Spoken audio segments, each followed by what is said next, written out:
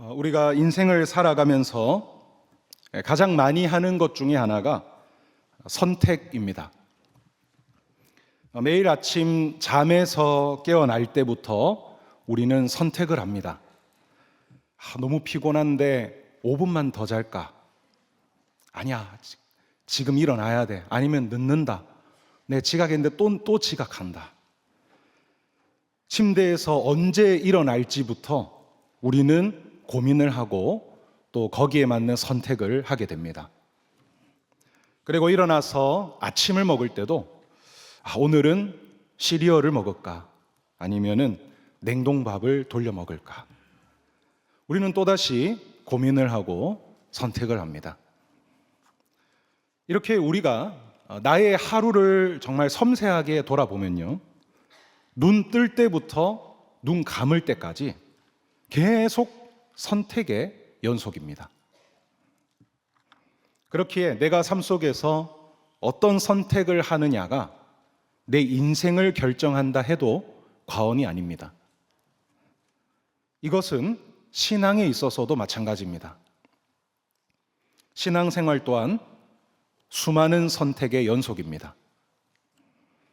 일상의 사소한 순간부터 또 중요한 문제 앞에서까지 여러 선택의 순간에 기로에 서게 되며 그때 내가 어떤 선택을 하느냐를 통해서 바로 나의 신앙이 결정되는 것입니다. 그때 진짜 내 마음과 삶 속에 있는 진정한 신앙이 뭔가가 그 선택을 통해 드러나는 겁니다. 오늘 본문에서 어떤 대상들이 중요한 선택의 상황에 놓이게 되는데요, 이 선택을 통해 그들의 신앙과 앞으로의 삶이 결정이 되게 됩니다. 과연 이들은 누구이며 이들에게 어떤 선택의 상황이 있었을까요? 그리고 이들은 어떤 선택을 했을까요? 오늘 말씀을 통해 함께 좀 나눠보도록 하겠습니다. 먼저 1절인데요, 여러분 성경 한번 보시고 우리 1절 같이 한번 읽도록 하겠습니다. 시작. 왕이 될 때에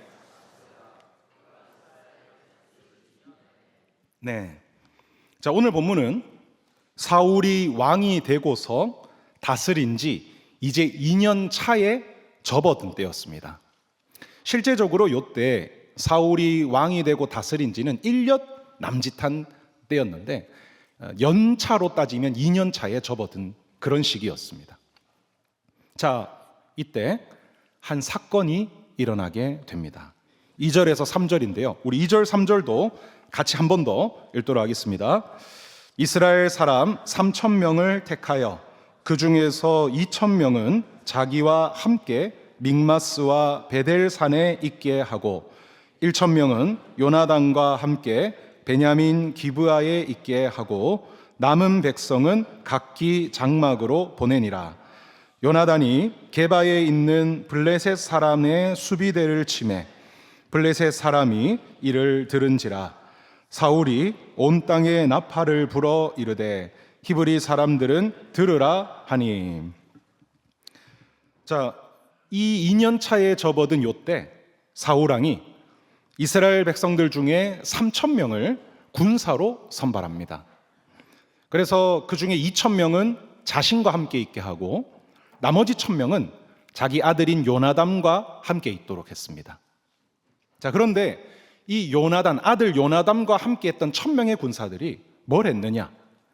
게바라는 지역에 있는 블레셋의 수비대를 공격했던 것입니다.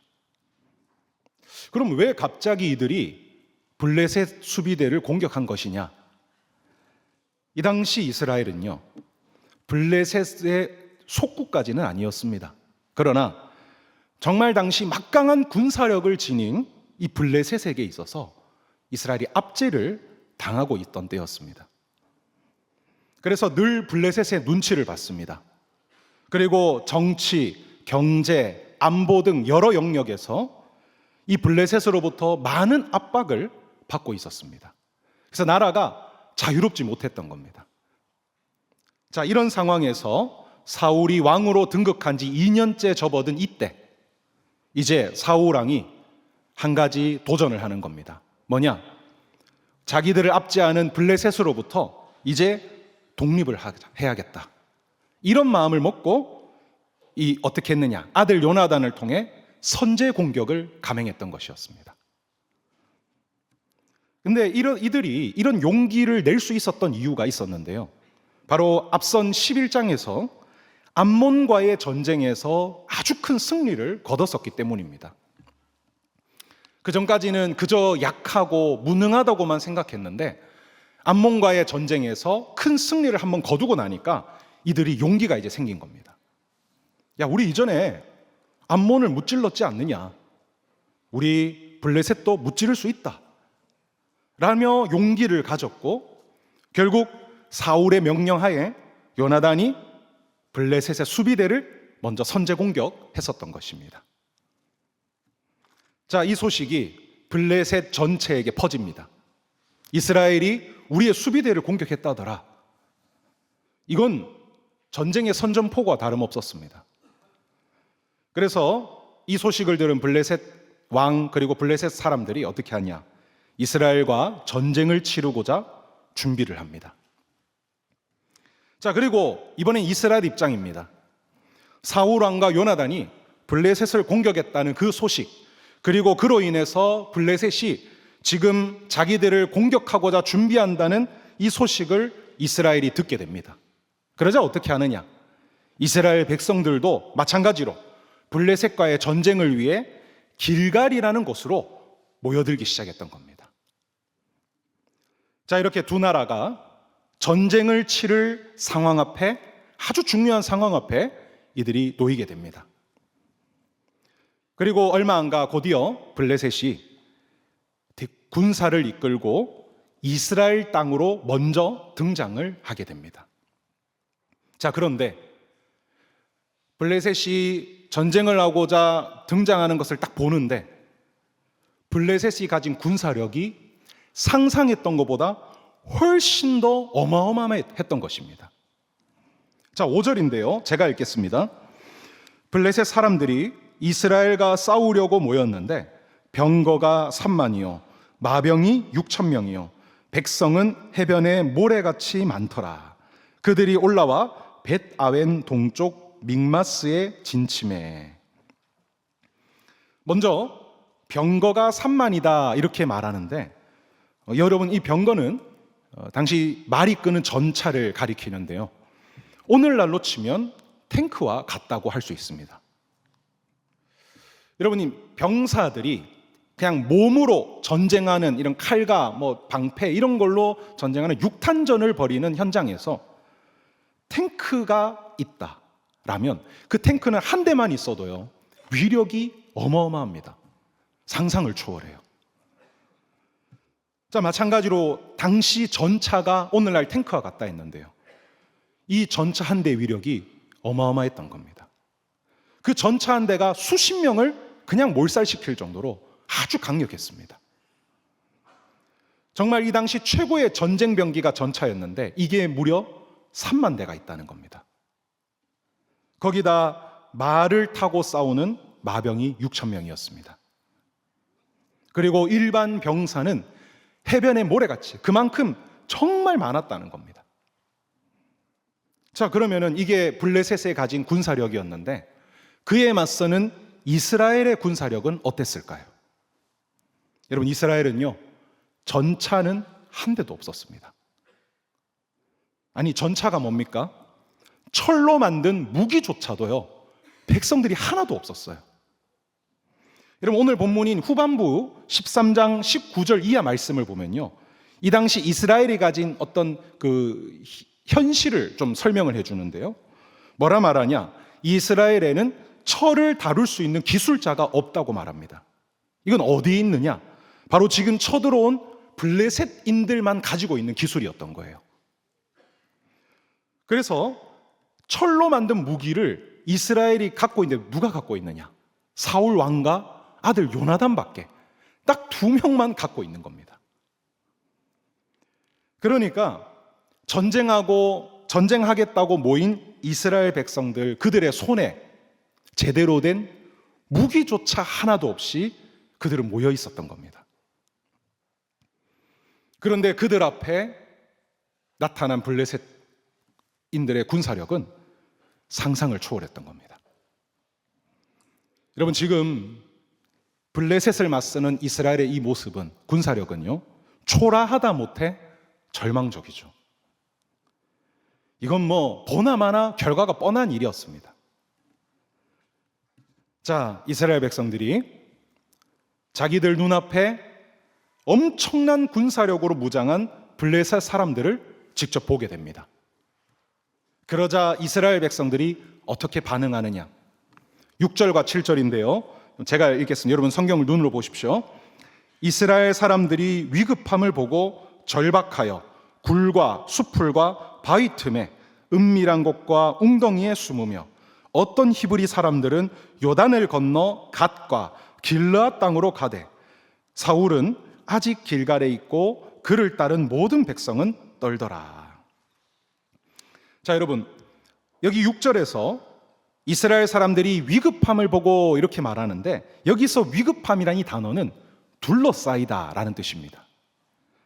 즉 이스라엘 백성들이 지금 자신들을 둘러싸고 있는 블레셋의 엄청난 군사력을 두 눈으로 딱 보자, 아까까지만 해도 전쟁 치르겠다고, 우리 이길 수 있다고 자신 있게 모였던 이들이 어떻게 반응하느냐?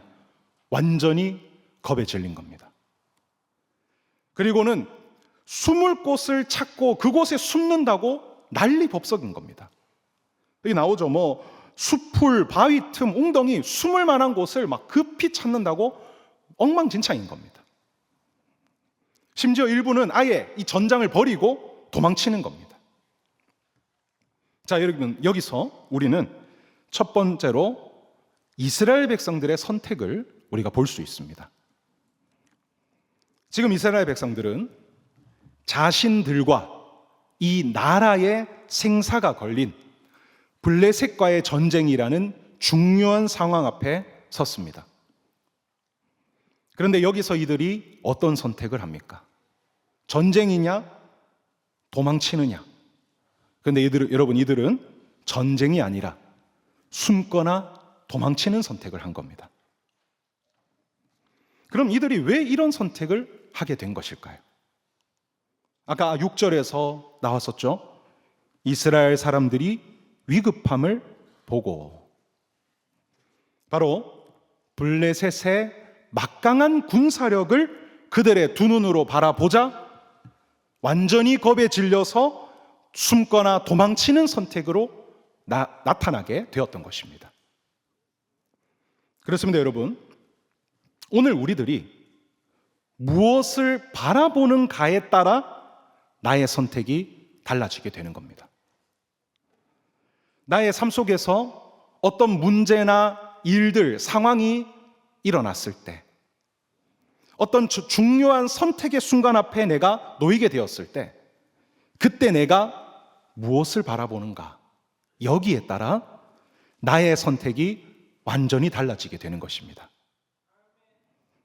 오늘 이스라엘 백성들과 같이 어떤 상황이나 문제 앞에서 그저 우리가 나에게 찾아온 이 문제만을 바라보고 눈앞에 일어나는 현상만을 바라본다면 우리는 어떻게 되느냐?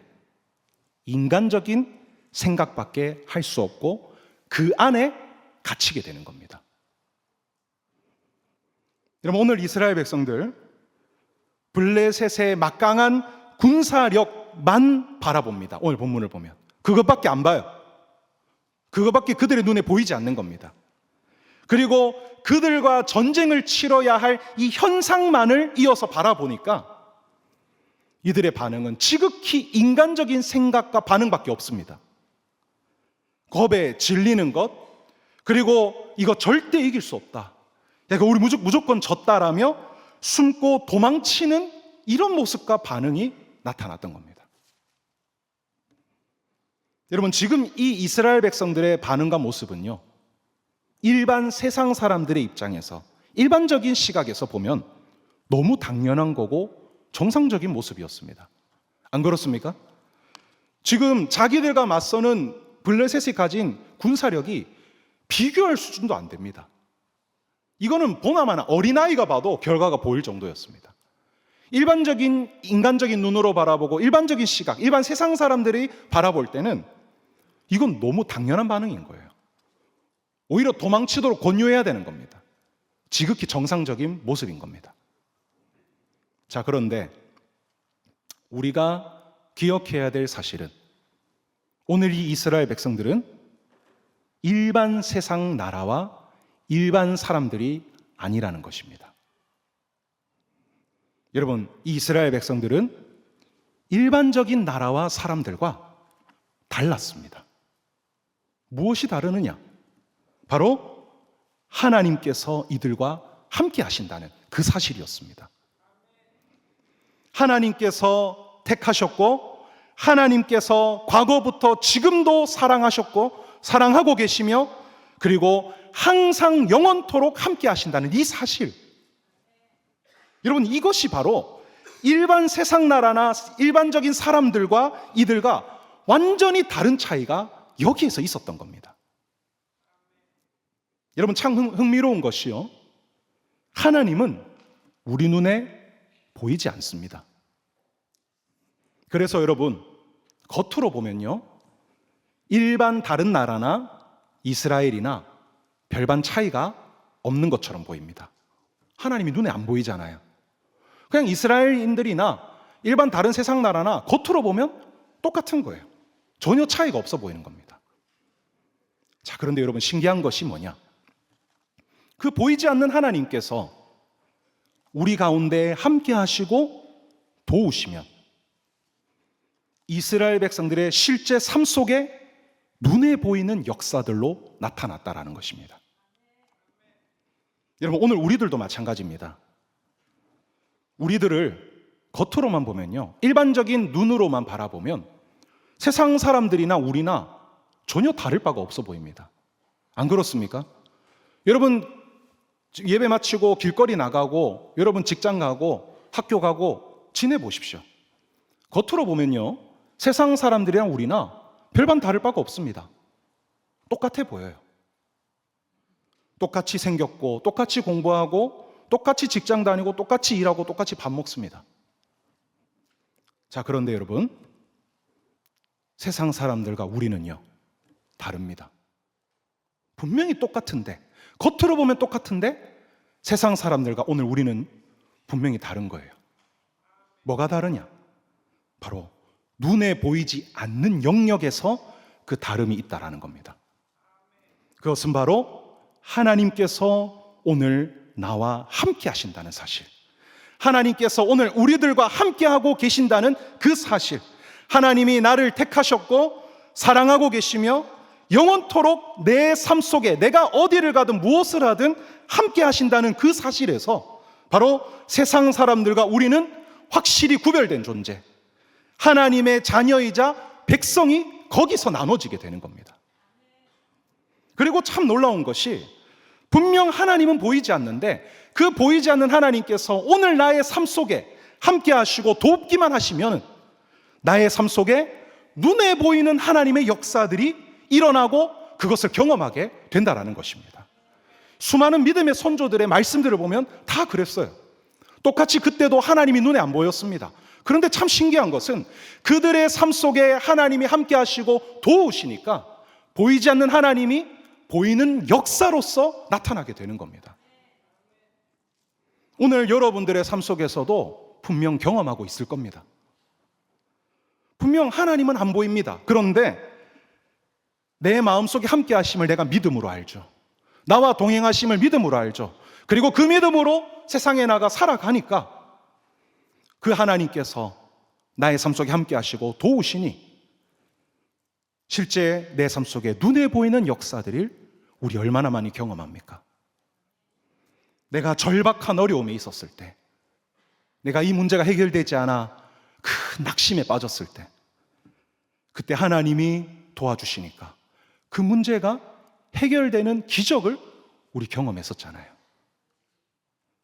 나의 앞길이 막히고 어디로 갈지 몰라 우리 낙심하고 있었을 때 하나님이 나에게 말씀과 또 위로로서 내 마음을 만져주시고 갑자기 내 삶에 막힌 길을 열어주시는 그 일, 우리 경험했었잖아요.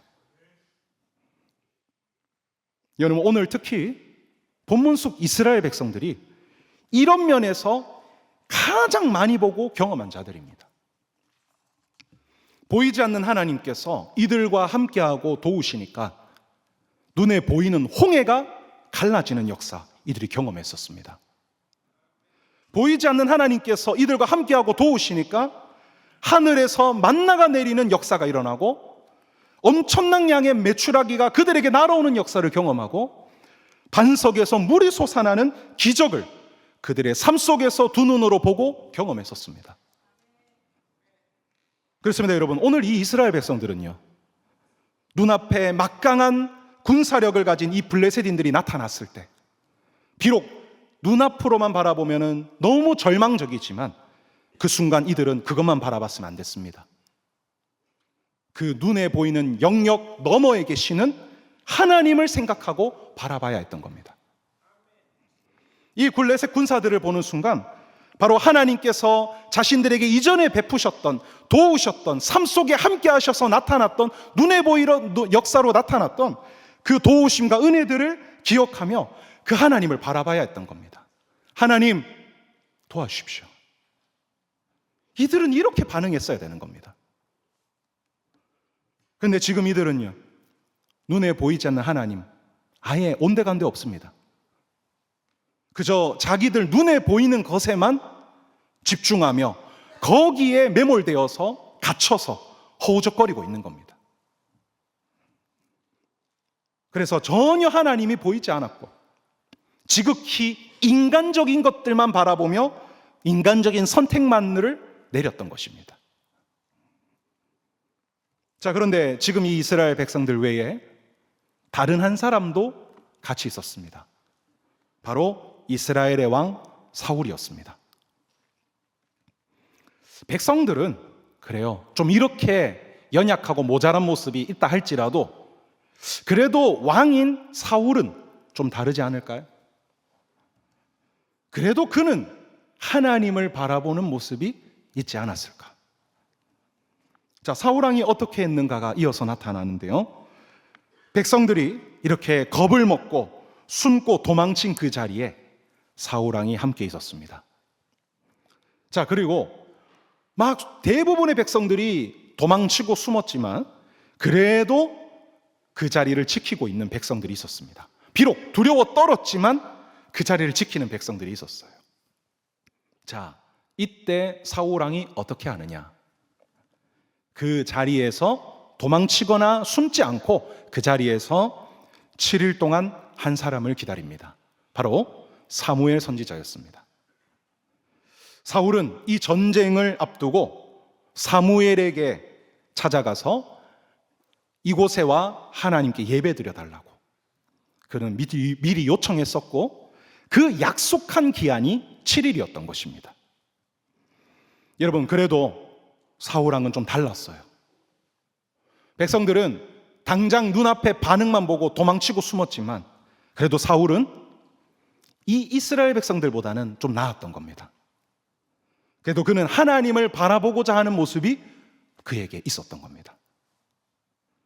자, 그래서 그 자리에서 7일을 기다립니다. 근데 여러분, 지금 너무 위급한 상황이잖아요. 정말 나라가 지금 한순간에 멸망당할 아주 위급한 상황 아닙니까? 그러면 우리 그렇죠, 약속을 7일째라고 했어도 좀 위급하면은 한 5일째 나타나도 되고 6일째 나타난다고 문제될 거 없지 않습니까? 그런데 4일, 5일, 6일이 돼도 사무엘이 나타낼 기미조차 안 보이는 겁니다. 자, 그러다 약속한 7일째가 되던 날, 왕은 이제 드디어 오늘이 날이다, 이제 사무엘이 나타날 거야 라며 기대를 했는데 안 나타나는 겁니다. 아마 오늘 본문의 흐름을, 뉘앙스를 보면요, 사울은 이 7일째 되는 아침에 눈을 딱 뜬 순간부터 기대하고 기다렸던 것 같아요.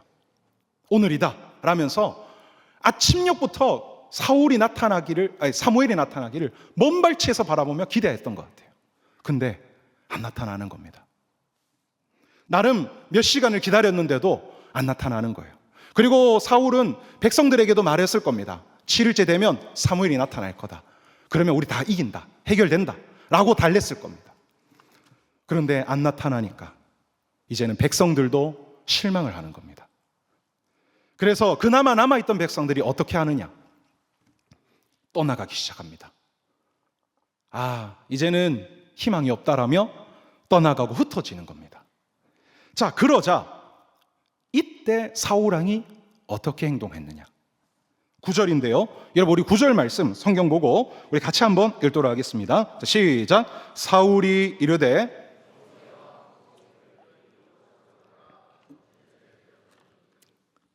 자, 백성들이 떠나가고 사무엘이 나타나지 않자 사울왕은 사무엘이 드려야 될 하나님에 대한 제사를 자신이 직접 드리는 겁니다. 그렇습니다, 여러분. 사울왕이 분명 처음에는 막강한 블레셋의 군사들을 보고서도 하나님을 바라봤습니다. 그럼에도 불구하고 그는 하나님을 기억하고 바라보고자 했어요. 그러나 자신이 생각한 때에, 그리고 자신이 생각하던 대로 일이 이루어지지 않자 결국 사울왕은 어떻게 변했느냐? 눈앞에 문제와 현생에 다시 매몰되었고 인간적인 선택을 하게 되었던 것입니다. 여기서 우리가 깨닫게 되는 사실은, 여러분, 우리가 하나님을 바라보되 언제까지 바라봐야 되냐? 끝까지 포기하지 말고 바라봐야 된다는 겁니다. 여러분, 우리가요, 세상 속에서 찾아오는 문제나 일들 앞에서 좀 믿음이 약한 지체들은 앞선 이스라엘 백성들처럼 그냥 보는 즉시 인간적인 생각에 매몰되어서 도망치기도 합니다. 그러나 좀 더 성숙한 청년들, 또 성도님들은 그런 문제나 일들 앞에서 그래도 하나님을 기억하고 바라보는 모습이 있습니다. 그래, 이전에 내가 힘들 때 그때 하나님 나를 도와주셨지. 그때도 하나님의 큰 은혜를 경험했었잖아. 하나님 믿자, 기다려보자, 바라보자 라며 문제 앞에서도 하나님을 바라보고 믿음의 선택을 하고 기다리는 그런 때가 우리에게 있습니다. 너무 멋지죠? 자, 그런데 문제는요, 이럴 때 대부분이 꼭 내가 생각하는 마지노선이 있어요. 그리고 내가 기대하는 어떤 하나님의 일하심의 모습이 다들 갖고 있습니다. 내가 이렇게 하나님 믿고 기다리면 그래도 한 2달 안에는 해주실 거야 말은 안 하지만 내 마음속에 가지는 마지노선의 기간이 꼭 있습니다. 올해 시험이 언제까지인데 분명히 하나님이 믿고 기다리면 이때까지는, 시험 치는 그날, 조금 플러스해서 결과 발표되는 그날까지는 하나님 응답해 주실 거야. 나만의 마지노선이 있는 거예요. 그리고 그 일하시는 방식도 하나님이 정말 나를 사랑하시고 선하게 이끄신다면 이렇게 해서 이렇게 응답 주실 거야. 이렇게 아름다운 결과를 주실 거야. 이런 나만의 마지노선의 시기와 때와 방법이 다 우리 갖고 있는 겁니다. 자, 그런데 정작 기다렸는데 내가 생각했던 때에 내가 기대했던 방식대로 일이 풀리지 않으면 어떻게 합니까? 앞서 믿고 기다려 오던 것들을 거기서 완전히 포기해버립니다. 믿음으로 기다리고 행해봤자 아무 소용없네. 이게 다 의미 없는 거였네. 그 순간 포기해버리고 이제 어떻게 반응으로 다시 돌아가느냐? 하나님 바라보던 눈을 다시 눈앞의 문제로 집중을 하게 되는 겁니다. 하나님 바라봤자 의미 없다. 다시 그냥 문제만 바라보고 이걸 어떻게 해결할지 나의 인간적인 생각과 판단으로 다시 돌아가는 겁니다. 여러분, 오늘 우리들이 그렇게 생각하고 행동할 때가 얼마나 많습니까? 분명 믿고 기다렸는데 내 뜻대로 내가 원하는 시기에 이루어지지 않는다고 다시 포기하고 돌아가는 모습. 자, 그런데 여러분, 사울이 이렇게 자기가 생각했던 기한에 생각했던 대로 일이 풀리지 않아서 하나님을 바라보던 걸 포기하고 자기 뜻대로 행동을 딱 하는 순간, 인간적인 생각과 판단의 선택을 딱 내리는 순간, 그 다음에 무슨 일이 일어난 줄 압니까? 그 번제가 끝나는 때 사무엘이 나타나는 겁니다. 그러니까 여러분, 재밌는 것이요, 사무엘이 약속한 7일 안에 나타난 겁니다. 근데 그 시기가, 그 시간 자체가 늦었던 거예요. 늦은 게 아니라 뒤에 나타난 겁니다.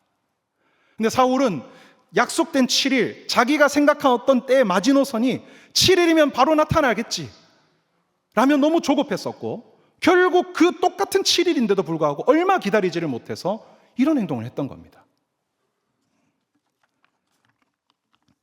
사울이 자기 생각, 자기가 기다리던 때와 좀 다르다 해도 그래도 포기하지 않고 하나님을 조금만 더 믿고 기다렸다면 하나님이 기뻐하시는 선택을 했었을 것이며 놀라운 하나님의 역사, 아름다운 승리를 그는 맛봤을 겁니다. 그런데 결국 중간에 포기함으로써 앞에 기다리던 것들 물거품 돼버리고 결국은 비참한 선택을 하게 되었던 것입니다. 그리고 이 선택 때문에 사울 왕의 앞날이 어둠으로 짙어져 버립니다. 이스라엘 왕으로서의 자격을 그는 박탈당하게 돼요. 13절과 14절인데요, 제가 읽겠습니다. 사무엘이 사울에게 이르되 왕이 망령되이 행하였도다. 왕이 왕의 하나님 여호와께서 왕에게 내리신 명령을 지키지 아니하였도다. 그리하였더라면 여호와께서 이스라엘 위에 왕의 나라를 영원히 세우셨을 것이거늘 지금은 왕의 나라가 길지 못할 것이라. 여호와께서 왕에게 명령하신 바를 왕이 지키지 아니하였으므로 여호와께서 그의 마음에 맞는 사람을 구하여 여호와께서 그를 그의 백성의 지도자로 삼으셨느니라 하고, 바로 이 한 번의 선택으로 인해 사울의 왕권은 얼마 가지 않아 끝나게 돼버리며 이제 다른 사람, 하나님 마음에 합한 다른 사람에게 그 왕권이 넘어가 버리게 되었던 겁니다. 이것을 읽다 보면은 한 번의 실수가 너무 가혹한 거 아닌가라는 생각이 들 수도 있는데요, 여러분, 이건 지금 사울이 가진 위치와 자격, 그 책임감을 바라볼 때 이해가 됩니다. 여러분, 지금 사울은 그냥 일반 사람이 아닙니다. 이스라엘의 대표자입니다. 그리고 하나님의 대리 통치자입니다. 그의 선택 하나가 백성들 전체를 대표하며 이 나라의 운명을 좌지우지할 수 있는 그런 위치에 서 있습니다. 그렇기에 작은 선택 하나도 그 책임과 무게가 아주 컸던 것입니다. 그렇기에 오늘 이 사울의 한 번의 선택이 그의 앞날을 결정짓게 되어버렸던 것입니다. 여러분, 말씀을 맺겠습니다. 하나님을 믿고 따르되 포기하지 말고 끝까지 믿고 따르십시오. 내가 생각한 기한이 좀 지났다 할지라도, 내가 원했던 어떤 일의 해결 방식대로 진행되지 않는다 할지라도 여러분, 실망하거나 포기하지 마십시오. 끝까지 하나님을 믿고 가십시오. 그러면 여러분, 참 신기한 게요, 내가 여기까지라고 생각하고 이게 이루어지지 않아서 포기할까 싶었는데 조금만 여러분 참고 더 기다리잖아요. 그러면 참 신기한 게 거기서 얼마 안 가 하나님이 예비하신 놀라운 도우심을 경험하게 될 겁니다. 참 하나님이 일하는 방식이 너무 재밌으면서도 특이해요. 하나님 우리를 너무 잘 알아요. 우리가 생각하는 나만의 어떤 마지노선, 근데 하나님은 꼭 그거를 대부분 넘기시더라고요. 그리고 우리의 반응을 봅니다. 너 어떡할 거야? 너 원하는 대로 되지 않은 이때 넌 어떤 선택을 할 거야? 여러분, 그때 진짜 나의 믿음을 밝히 볼 수가 있는 겁니다. 여러분, 그때 끝까지 믿고 기다리는 겁니다. 하나님을 믿되 끝까지. 그러면 여러분, 얼마 안 가서 내가 생각했던 것과는 전혀 다른 하나님의 놀랍고 선하신 예비하신 그 일들, 그 역사들을 경험하게 될 겁니다. 오늘 여러분들 이 말씀 마음 깊이 잘 새기고 행하셔서 정말 하나님이 기뻐하시는 선택, 해나가는 인생 사시기를 바랍니다. 그래서 여러분 모두가 아름다운 삶 그리고 신앙의 열매를 다 맺는 여러분 모두가 되시기를 주님의 이름으로 축원합니다. 기도하겠습니다. 하나님 아버지, 오늘 사무엘상 13장의 말씀을 함께 나누었습니다. 주님, 분명 사울은 처음에 하나님을 바라봤습니다. 그러나 자기가 원하던 때와 방법, 그것으로 이루어지지 않자 다시 그 믿음을 포기하고 인간의 눈을 바라보는 이 모습을 우리가 보게 됩니다. 주님, 오늘 우리 모두가 이 말씀을 마음 깊이 교훈 삼고 우리는 끝까지 하나님을 믿고 바라보는 청년들 되게 하여 주시옵소서. 주님, 오늘 우리는 우리 눈에 보이지 않는 하나님이 함께하고 계심을 믿습니다. 하나님이 지금 이 순간에도 우리와 함께 하시며 하나님이 주의를 넘어 일상 속에서도 내가 어디를 가든 하나님이 우리 모든 청년들의 각각 삶 속에 함께하고 계심을 믿습니다. 우리 청년들 이것을 절대 잊지 말게 하시고 내가 어렵거나 힘들 때나 내 뜻대로 일이 풀리지 않는다 해도 항상 보이지 않는 하나님을 생각하고 그분이 나에게 베푸셨던 은혜를 기억할 줄 아는 청년들 되게 하여 주시옵소서. 그럴 때 하나님, 우리의 인간적인 생각을 넘어 계신 하나님을 따라 하나님 믿음의 선택을 할 수 있음을 믿습니다. 그리고 하나님, 그 하나님을 믿되 끝까지 포기하지 않고 끝까지 하나님을 선택하여서 주님, 우리 모든 청년들이 믿음으로 세상을 이겨내는 청년들 될 수 있도록 인도하여 주시옵소서. 예수님의 이름으로 기도드립니다. 아멘.